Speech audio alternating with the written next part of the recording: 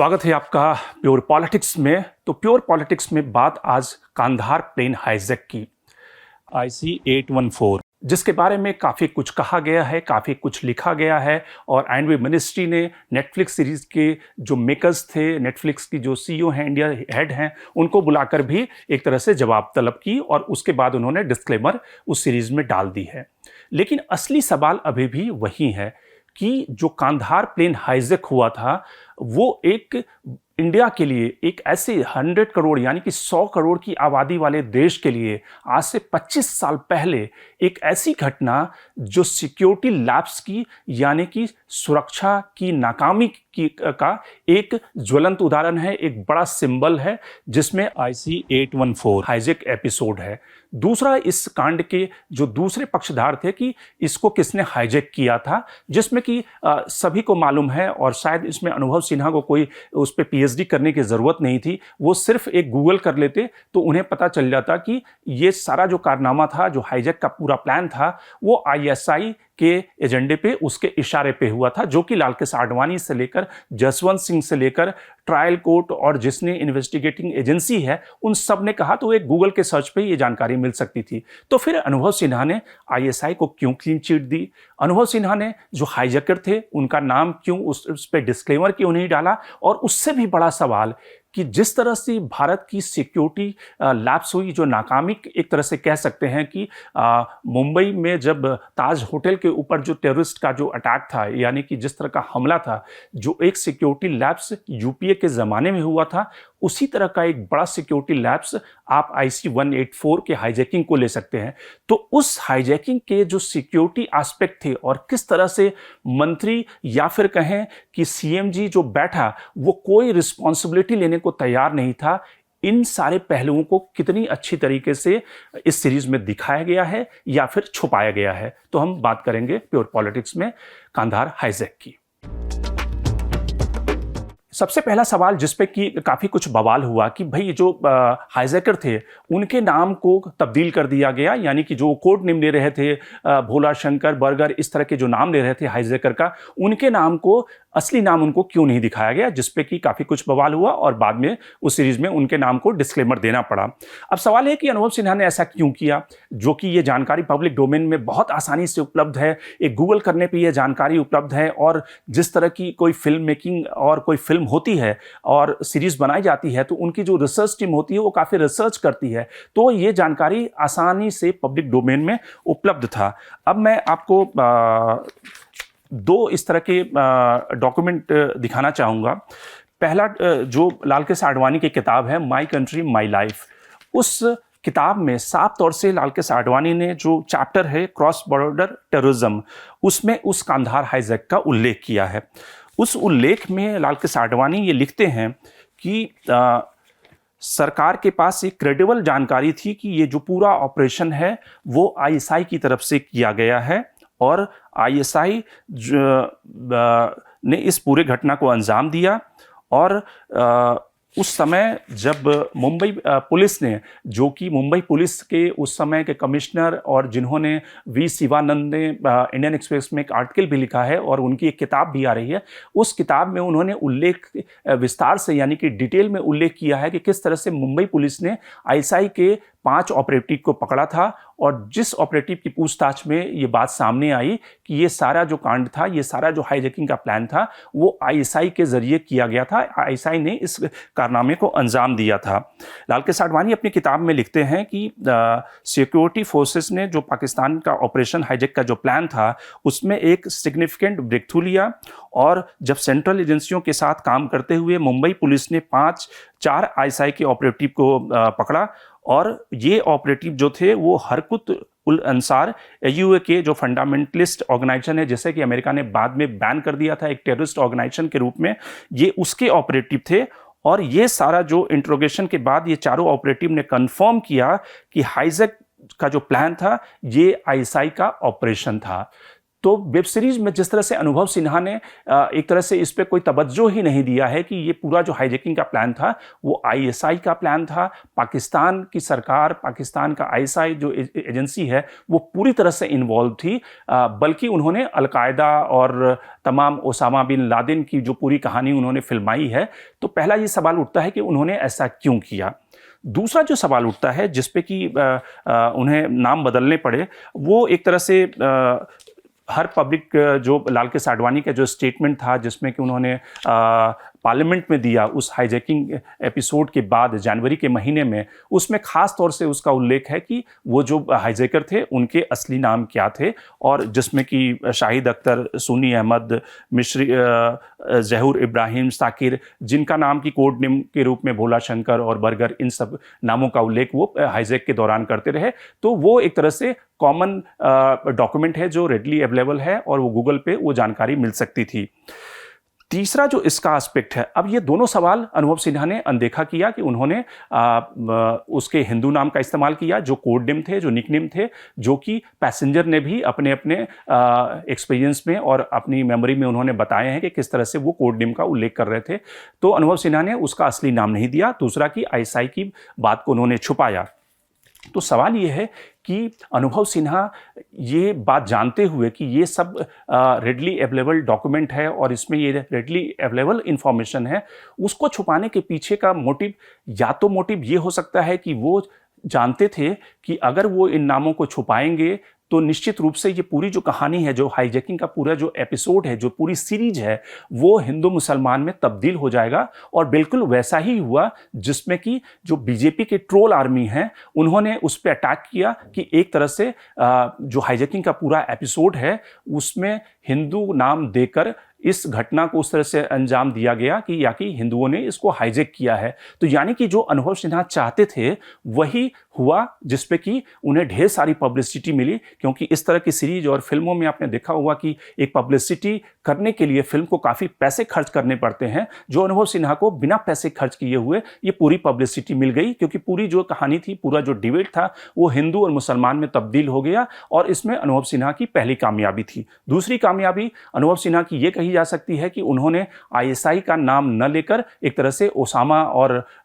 उस पूरे अलकायदा की तरफ उन्होंने इशारा किया। ये जो दूसरा उनकी स्ट्रैटेजिक जिसको कहें कि उन्होंने सही तरीके से फिल्माया नहीं, इसमें उन्होंने अपनी क्रिएटिव फ्रीडम का इस्तेमाल किया, लेकिन उसके पीछे का जो मोटिव है वो सबसे बड़े क्वेश्चन के दायरे में है, सवालों के घेरे में है कि क्यों उन्होंने आईएसआई को बेल दिया, बेल आउट किया। इसके पीछे पब्लिसिटी की मंशा थी या फिर एक तरह से जो ढेर सारे बीजेपी ट्रोल आर्मी आरोप लगा रही है कि आईएसआई को बेल आउट करना था, पाकिस्तान को सपोर्ट करना था, क्या इसके पीछे के इरादे वो थे। लेकिन उससे जो बड़ा सवाल, उससे जो इन दोनों सवालों से जो बड़ा सवाल है कि इस पूरे कांड में तीन जो स्टेक होल्डर थे, पहले हाईजैकर जो आईएसआई से संबंधित थे, दूसरा भारतीय सरकार, जो भारतीय सरकार एक तरह से उस पूरी घटना के दौरान बेबस और लाचार थी, और उस बेबसी और लाचारी की इतने बड़े देश, इतने बड़े कंट्री के जो अपने जो यात्री हैं जो IC-814 में 8 दिनों तक कैद में रहे, उनको आज़ाद कराने की जो बेबसी थी, उसका क्या चित्रण उन्होंने सही तरीके से किया, या फिर उन्होंने उसका सही चित्रण न करके एक तरह से जो सरकार के जो, क्योंकि अगर उसका सही तरीके से चित्रण होता तो कहीं ना कहीं सरकार या फिर सेंसर बोर्ड उस सीरीज को मंजूरी नहीं देता, और कहीं ना कहीं एक तरह से उन्होंने क्या बीजेपी की सहायता की है। अब जो 5 बड़े सवाल हैं, जो 5 बड़े इंसिडेंट हैं जो इस सीरीज में नहीं हैं, जो नहीं दिखाए गए हैं, उस पर बात करते हैं। पहला जो इंसिडेंट है कि जसवंत सिंह ने अपनी किताब एक कॉल टू ऑनर में साफ तौर से लिखा है, उन्होंने लिखा है कि सरकार को 2 दिनों तक, यानी कि इंसिडेंट होने के बाद 2 दिनों तक सरकार को जो हाईजैकर थे उससे कम्युनिकेशन एस्टैब्लिश करने में लग गए। तो आप समझ सकते हैं कि भारत सरकार कितनी लाचार थी कि भारत सरकार के पास इंटरप्रेटर भी उस उपलब्ध नहीं था, क्योंकि भारत सरकार का ये कहना था, जो जसवंत सिंह ने अपनी किताब में लिखा है,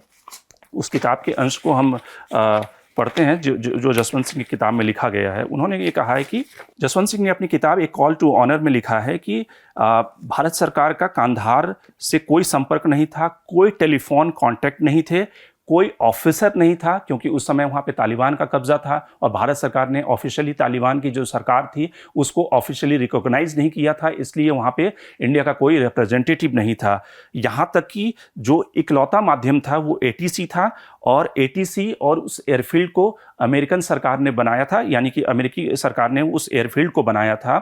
लेकिन जो असली जो कम्युनिकेशन का मीडियम था वो एटीसी था, लेकिन एटीसी पे जो बातचीत हो रही थी वो सारी बातें पर्शियन में हो रही थी या डारी में हो रही थी। जो पश्तो की जो लैंग्वेज है वो जानबूझकर इंग्लिश में बात नहीं कर रहे थे, ताकि जो सरकारें हैं वो उस बातचीत को, कन्वर्सेशन को सुन लेगी, और इसलिए उस लैंग्वेज के इंटरप्रेटर को ढूंढने में और भारत सरकार को 2 दिन लग गए, जब भारत सरकार ने इस्लामाबाद से अपने हाई कमीशन से एक व्यक्ति को कांधार पहुंचाया। तो पहली भारत सरकार की आप लाचारी समझिए, बेबसी समझिए कि भारत सरकार को 2 दिन लगते हैं उस कम्युनिकेशन के चैनल को एस्टैब्लिश करने में। दूसरा जो जसवंत सिंह लिखते हैं, जो कि उस सीरीज में नहीं दिखाया गया है खास तौर से, कि भारत सरकार कितनी लाचार थी। भारत सरकार पूरी दुनिया से, उस समय क्रिसमस का वीक था, और क्रिसमस के वीक में आप जानते हैं कि पूरे यूरोपियन अमेरिका में हॉलिडे का सीजन होता है, और भारत सरकार पूरी दुनिया से गुहार लगा रही थी कि उनकी मदद की जाए, लेकिन ज़्यादातर जो देश थे वो रिस्पॉन्ड नहीं कर रहे थे। और ख़ास करके अमेरिकन सरकार, अमेरिकन गवर्नमेंट, जिसका कि लालकृष्ण आडवाणी ने और जसवंत सिंह दोनों ने उल्लेख किया है कि किस तरह से जब ब्लैकविल लालकृष्ण आडवाणी से मिलने आए तो किस तरह से बाद के दिनों में लालकृष्ण आडवाणी ने उनसे कंप्लेन किया कि किस तरह से हाईजैकिंग के समय अमेरिका ने उन्हें कोऑपरेट नहीं किया। उसी तरह से जसवंत सिंह ने भी जब स्टेट टॉलबट ने फ़ोन किया जसवंत सिंह को इस हाईजैकिंग एपिसोड गुजरने के बाद धन्यवाद करने के लिए, स्टेट टॉलबट ने यह कहा कि आपके पास जो ऑप्शन था उसमें आपने बेहतर ऑप्शन का चुनाव किया, कि इसके अलावा कोई ऑप्शन नहीं था, कि जो हाईजैकर की डिमांड थी उसको आपने पूरा किया और जो पैसेंजर थे उनको रिहा किया। उस समय भी जसवंत सिंह ने कंप्लेन किया। तो यानी कि जो पूरी दुनिया से भारत गुहार लगा रहा था, जो भारत की बेबसी थी, वो सिक्योरिटी के फ्रंट पे, सिक्योरिटी लैप्सेस पे साफ दिख रही थी। तीसरा जो इस सीरीज में खासतौर से मेंशन नहीं किया गया है कि किस तरह से जसवंत सिंह कांधार गए, यानी कि जो टीम भेजने का डिसीजन था कि वहाँ पे कांधार में जो हाईजैकर के साथ जो डायलॉग होगी, जो नेगोशिएशन होगा, उसमें जो टीम जाएगी जिसमें रॉ आईबी के ऑफिसर शामिल थे, लेकिन भारत सरकार का एक मंत्री भी जाएगा, इस सीरीज में नहीं दिखाया गया। और उस भारत सरकार के मंत्री के जाने के सीसीएस यानी कि कैबिनेट कमेटी ऑन सिक्योरिटी की जो बैठक हुई उसमें इस पर काफ़ी चर्चा हुई और कई सारे मतभेद बाद में उभर कर आए। बाद में लालकृष्ण आडवाणी जो उस समय के होम मिनिस्टर थे, बाद में उन्होंने क्लेम किया था, जब जसवंत सिंह की किताब आई तो आडवाणी ने क्लेम किया कि उन्हें जानकारी नहीं थी कि external affairs minister Jaswant Singh उस प्लेन में जा रहे हैं जिसमें कि जो प्रिजनर हैं वो जिनको ले जाया जा रहा है एक्सचेंज करने के लिए, उसी प्लेन में जसवंत सिंह भी यानी कि एक्सटर्नल अफेयर्स मिनिस्टर भी उस प्लेन में जा रहे हैं। ये होम मिनिस्टर को जानकारी नहीं थी। बाद में जसवंत सिंह ने इसको काउंटर किया कि नहीं, सीसीएस की बैठक में ये बात उठी थी और होम मिनिस्टर को ये जानकारी थी। तो किस तरह के कॉन्फ्लिक्ट थे, किस तरह की जो हाईएस्ट डिसीजन बॉडी थी कैबिनेट कमेटी ऑन सिक्योरिटी, उसमें डिवीजन था, उसमें मतभेद थे कि इस क्राइसिस को कैसे हैंडल किया जाए। ये सारे एस्पेक्ट उस सीरीज में नहीं दिखाए गए। एक और मुद्दा जो सीरीज में नहीं दिखाया गया है कि किस तरह से जो जसवंत सिंह वहां पे पहुंचे और जो दोनों के बीच में हाईजैकर और भारत सरकार के बीच में जो समझौता हुआ था कि 3 जो प्रिजनर हैं उनको रिहा किया जाएगा और उसके बदले में वो सारे जो पैसेंजर रिहा किए जाएंगे, लेकिन उसका जो सीक्वेंस ऑफ इवेंट जो है वो कैसे होगा। उसमें सबसे ये पहला था कि पहले पैसेंजर की आइडेंटिफिकेशन होगी, उसके बाद जो पैसेंजर डिप्लेन करेंगे, पहले पैसेंजर जो हैं, जो होस्टेजेस हैं, वो पहले डिप्लेन करेंगे और जब वो सारे पैसेंजर प्लेन से नीचे उतर जाएंगे, उसके बाद जो प्रिजनर हैं, जो जिनको भारत की जेलों से आज़ाद ले जाया गया था छोड़ने के लिए, उसके बाद उन्हें सौंपा जाएगा। लेकिन वहां जाने के बाद जो हाईजैकर थे उन्होंने शर्तें बदल ली और उन्होंने कहा कि सबसे पहले जो प्रिजनर हैं, जो लाए गए हैं, उनको पहले छोड़ा जाएगा, उसके बाद वो पैसेंजर को रिहा करेंगे। और भारत सरकार के पास उस समय कोई ऑप्शन नहीं था क्योंकि जसवंत सिंह वहां पे एक्सटर्नल अफेयर्स मिनिस्टर मौजूद थे, तो उन्होंने ये रिस्क उठाना उचित समझा, क्योंकि ये भी हो सकता था कि वो अगर प्रिजनर को छोड़ देते और उस प्लेन में छोड़ने के बाद वो पैसेंजर को लेकर फिर भी रिहा नहीं करते। तो उस समय भारत सरकार के पास ये ऑप्शन था, लेकिन जसवंत सिंह ने ये रिस्क लेना ठीक समझा कि ठीक है जो प्रिजनर हो उनको छोड़ा गया। पांचवी चीज जो नहीं दिखाया गया है कि एक लाल बैग की कहानी काफी जसवंत सिंह ने अपनी किताब कॉल टू ऑनर में लिखा है कि एक लाल बैग का रहस्य काफी गहरा गया था, क्योंकि जो हाईजैकर थे वो उस बैग में उनके पास एमुनिशन थे, विस्फोटक थे। हालांकि सीरीज में विस्फोटक का जिक्र हुआ है, लेकिन उस लाल बैग के बारे में ढेर सारी बाद में कंट्रोवर्सी हुई। कई लोगों का ये कहना था, जो बाद में की छानबीन थी, कि जो हाईजैकर ने जो पैसा मांगा था $200 मिलियन, वो उस लाल बैग में भारत सरकार ने उस हाईजैकर को दिए थे। लेकिन जसवंत सिंह ने जो क्लेम किया कि उस लाल बैग में एमुनिशन थे, विस्फोटक थे, और बाद में जिस प्लेन को हाईजैक किया गया था IC-814 को, उसको उसी रात पे नहीं छोड़ा गया। जिस प्लेन को, सेफ्टी प्लेन को ले गए थे, उसमें वो पैसेंजर को बिठाकर जसवंत सिंह तो रिहा हो गए, वहां से निकल गए इंडिया के लिए, लेकिन IC-814 जो हाईजैकर थे उन्होंने रोका रखा, क्योंकि उस प्लेन में वो लाल बैग था, और उस लाल बैग को उतारने के बाद ही उस प्लेन को रवाना किया गया रिफ्यूलिंग के बाद। तो ऐसे कई सारे फैक्ट हैं जो भारत की सिक्योरिटी लैप्सेस और किस तरह से जो